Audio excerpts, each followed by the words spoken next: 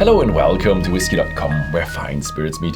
And the last video with Deborah, or maybe the last video for now. Yes, I'm sure it's not the last one forever. Yeah, and we are at the cask strength.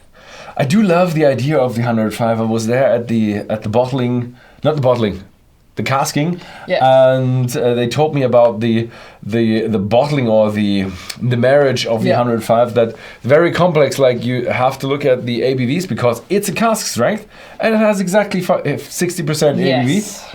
And you have to get the taste right.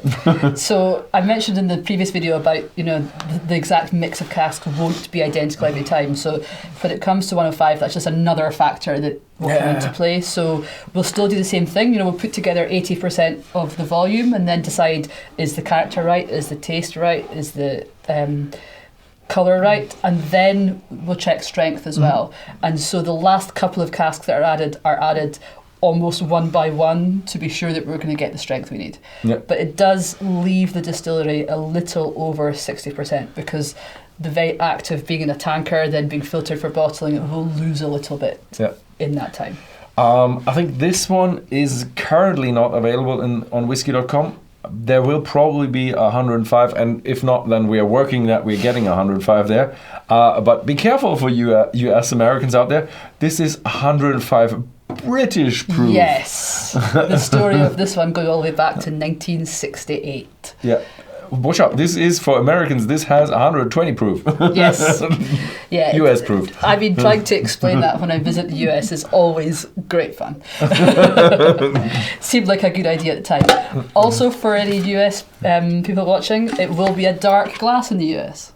Oh, okay. So the first time I saw a dark glass, before I looked after the US market, I didn't know this little quirk, and I was like, why is it dark when it's 105? I thought it was a fake.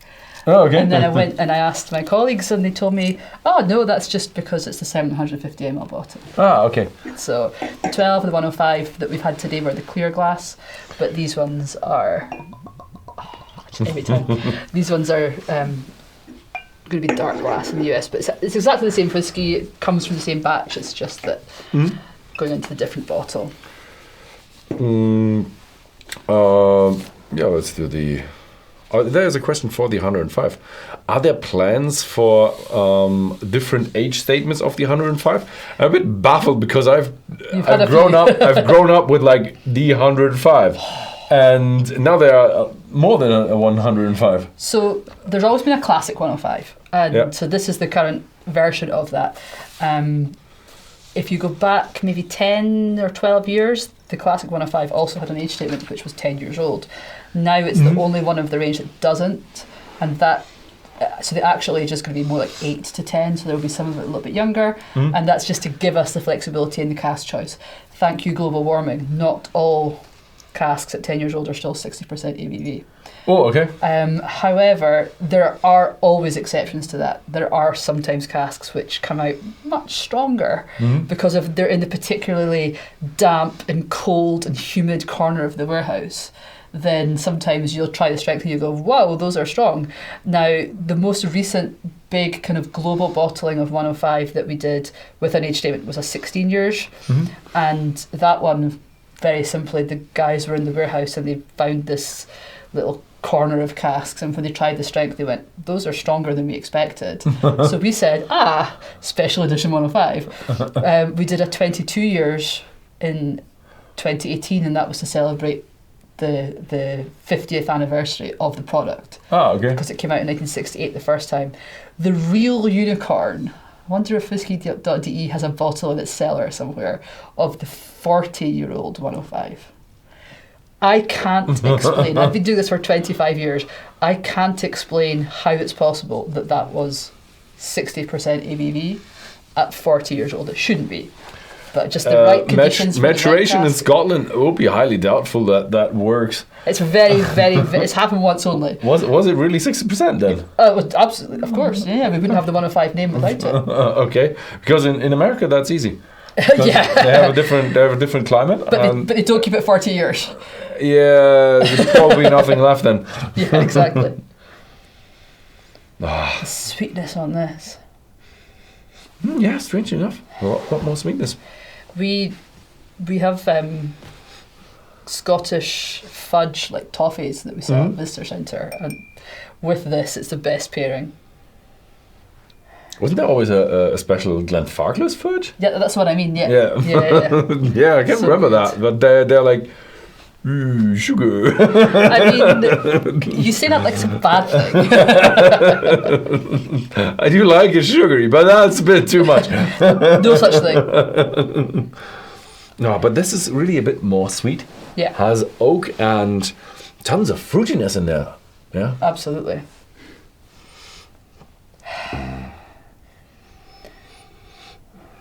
To have a sip before we add water. Oh yeah, let's try one like that. Cheers.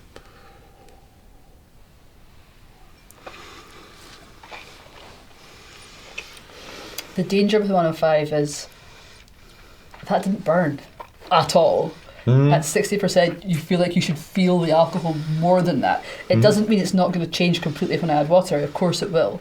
But it's a danger of this product because it tastes stronger than the others, but it doesn't taste 50% stronger than the others. It is very round, I would say. Pretty round for 60% whiskey. And it has a bit more fruity touch to it. Yeah. The kind of the dried fruits almost a little bit. Yeah, dried fruits. Yeah. A bit more like the raisins and dates and all that kind Highland of stuff. water even. Yes. I'm not quite sure if we still have it in the shop, but we did. And look at that, beautiful. Yeah, thanks. Oh, it just gets sweeter. How is it possible?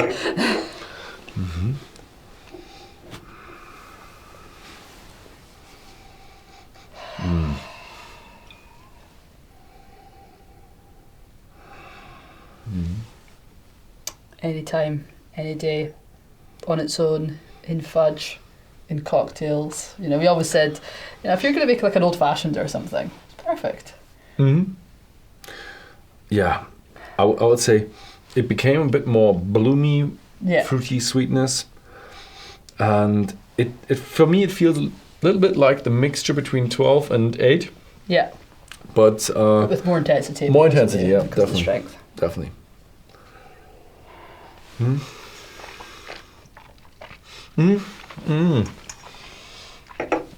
I've hit it pretty well. I would say 50, 52, somewhere around there. Still keep the chewiness, but lost a little bit of track. We had the one with 105, and are there a lot of spirits now bottled in bourbon casks? No, Glenfarclas, no. No. Okay. I mean, like I said before, I'm not Do you going to have sit here and bourbon say there's no such thing, but for use in these products, no. I think when I was in your warehouse, you went through like the sherry, but we did see some bourbon casks. Yeah, so the thing is you have to know as well, though, is that not all the whiskey in the casks at Glenfarclas belongs to Glenfarclas. Ah, okay. So you will, if you go looking in our warehouses, if you're lucky enough to get to do that walk with me, you will find other casks, but they probably don't belong to us. Ah, okay. So bourbon casks would be a special cask. Yeah, and so I'm not going to name any names, but for example, we have people that we sell our whiskey to for blending. Okay. Almost always that happens. We sell them new make, but there is one customer that we fill the casks and we mature it for them, and that's probably the casks you'll see if they were bourbon casks. Oh, okay, nice. Because there's quite a lot of them, to be honest. Okay. For that one customer. So I think we're through. So Deborah, that was really nice. Hey, my absolute pleasure. Thank you for inviting me to your house. yeah, absolute pleasure to be here with you. And yeah, thank you very much for watching. And if you found this interesting, have a look at Whisky.com. You will find the 105 in Netherlands and Belgium, and maybe at some point you will find it in the United States as well. Thanks for watching, and see you next time.